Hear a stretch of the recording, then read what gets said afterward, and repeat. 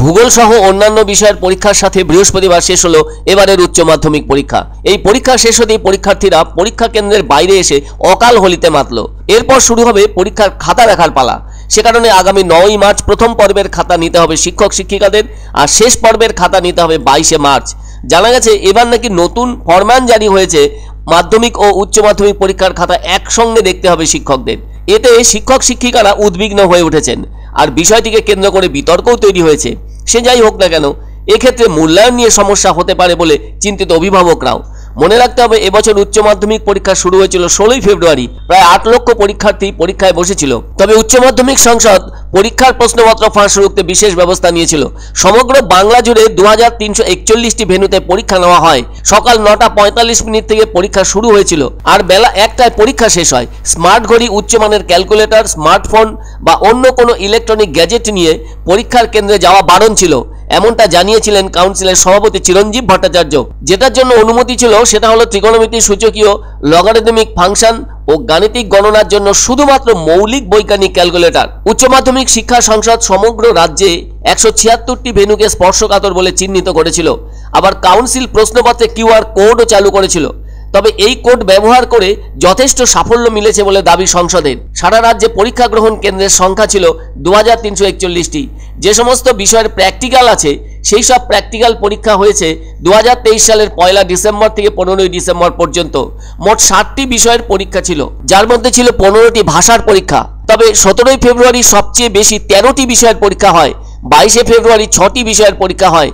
আর যেটি অদ্ভুত ব্যাপার সেটি হলো 20শে ফেব্রুয়ারি ছিল একটি মাত্র বিষয়ের পরীক্ষা, তা হলো ইকোনমিক্স।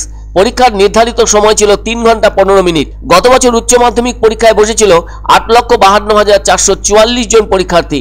এবছর সেখানে প্রায় 8 লক্ষ পরীক্ষার্থী পরীক্ষা দিল। তবে ছাত্রদের থেকে ছাত্রীদের সংখ্যা সবচেয়ে বেশি। গত বছর উচ্চ মাধ্যমিকে পাশের হার ছিল 89.25%। সেজন্য পাশ করেছিল 7,37,807 জন। 2023 সালের উচ্চ মাধ্যমিকের ফল ঘোষণা হয়েছিল 57 দিনের মাথায়। ফলে গত বছর রাজ্যে উচ্চ মাধ্যমিকে প্রথম স্থান অধিকার করেছিল শুভ্রাংশু সর্দার। ওর প্রাপ্ত নম্বর ছিল 496। নরেন্দ্রপুর রামকৃষ্ণ মিশনের ছাত্র ছিল শুভ্রাংশু। ফলে গত বছর ছেলেদের পাশের হার ছিল 91% এবং ছাত্রীদের পাশের হার ছিল 86%। 11টি জেলায় পাশের হার ছিল 90%-এর বেশি। 17 জন দশম স্থান পেয়েছিল এবং 18 জন নবম স্থান পেয়েছিল।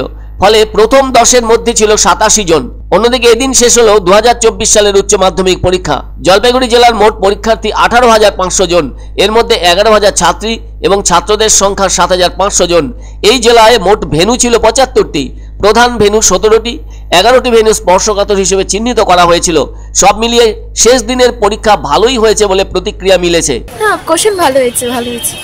কোশ্চেন ভালো হয় নাই কেন বলতেছিস? ভালো হয়েছে, কোশ্চেন ভালো হয়েছে। তোর খারাপ হয়েছে, আমার ভালো হয়েছে। তাও 10 না 10 নাম্বারের মতো কাটবে, বাকি ভালো মোটামুটি হয়েছে। মানে যেগুলো কোশ্চেন কমন আসার মতো সেগুলো আসবে, অন্যরকমই কোশ্চেন এসেছে। আমাদের জলপাইগুড়ি জেলায় আমাদের যে 75টা ভেন্যুতে পরীক্ষা ছিল, তো ভেন্যুতে আমাদের শান্তিপূর্ণভাবে পরীক্ষা শেষ হয়েছে। কোনো জায়গায় কোনো রকম অসুবিধা হয়নি। এর জন্য আমি আমাদের জেলা প্রশাসনকে অসংখ্য ধন্যবাদ জানাবো।